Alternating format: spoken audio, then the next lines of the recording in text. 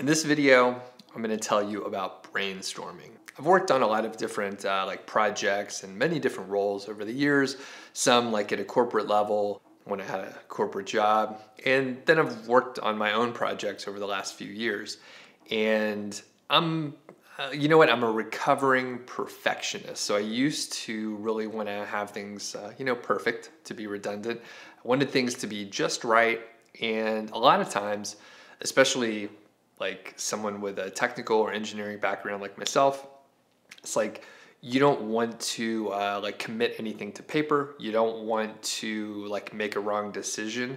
But when you think about brainstorming and that sort of perfectionist mindset, they don't work together. And a lot of times when you're trying to come up with some new ideas, brainstorming is really what you need to do. And it's very important not to filter while you're brainstorming. So anyway, I use a couple, simple, easy tools, and that's what I'm going to show you in this video. So let's head over there now. I was making some coffee, doing a little brainstorming down here. I was just gonna show you sort of the process when I'm trying to brainstorm, come up with some ideas, and prepare for YouTube videos or even blog posts. So let me get some coffee and then I'll explain what's happening. Okay, so it's pretty easy to see what we have going on here. You can also tell that I'm just working in my kitchen on the countertop. And what we have is Notecards, just sort of at a high level. So forming a mastermind group, running a mastermind meeting, my favorite SEO tools, the 1,000-day rule, which is by the Tropical MBA. Next we have why not do drop shipping, and then business ideas. And the deal is, as I'm brainstorming, I'll just write down the main idea on the note card. And I do this in various ways. The note cards aren't super important. I just happen to want to try and work this way instead of sitting in front of the computer, right? These are sort of like the titles or the headlines of what we're working on. And then after I get those out, so those are the main, 6 cards that are out here right there. After I have that, I grab, Post-it notes here again. And then I just write sort of like an outline of how it would work. You could do this on an app, right? So I used to use an app quite a bit called Workflowy, and it's an outlining app, and it sort of helps you get out of the way of tools and stuff and just use an outlining sequence, right? Use an outlining tool, and this is sort of the same way. You don't want to go too deep, and I just sort of lightly outline how I can guide the discussion. There's a couple main points. I think that it's pretty well summarized, but basically I need to go and do some research before I get into it. This is just a great way to outline content.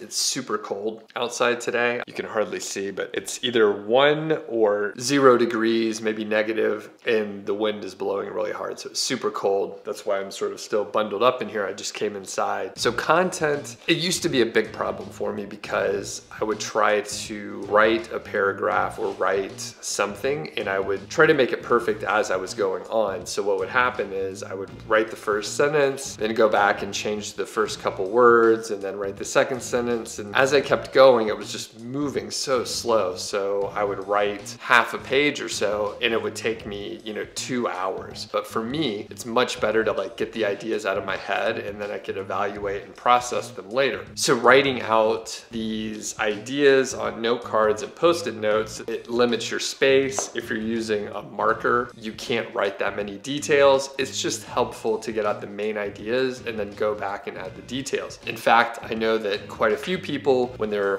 coming up with an idea for a book, they'll go back, they'll add more details, and they'll edit along the way after they get the ideas out. The problem, especially for someone like me, if I try and edit before I'm writing things down, it sort of stifles my brain activity, if that makes sense. I can't come up with as many ideas if I'm going in a slow pace. So if I could speed up a little bit, get the ideas out, and I did all these Post-it notes and stuff in 8 minutes or so. It was super fast. I was writing as fast as I could, and it's pretty much a guide. I just need to go back and get more information. Now, what could I do to improve it now? If I would have done the research research ahead of time and just had like, say 3 post-it notes with the main ideas from the 1,000-day rule, well then I wouldn't have to go and do research. So the ideal way to do it is have your inputs and your research done ahead of time, and then when you're outlining and brainstorming, then you don't have to go back and find other material and that sort of thing. But I did pretty well in this specific case, 5 out of 6. Well, that's not too bad. If you have any questions, let me know in the comments. And here's the question of the day. How do you do your outlining? Do you put things out? Do you use note cards like this? Do you enjoy working analog with paper and pencil? Let me know in the comments below. Be sure to check out the comments too, because some of the best suggestions and ideas are from the Niche Site Project community. I'll just show you how cold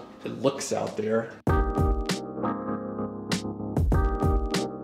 Super cold, it's just crazy. My name's Doug Cunnington. I'm the founder of Niche Site Project, and I write about Amazon affiliate stuff, productivity, and project management. Let's get to the brainstorming.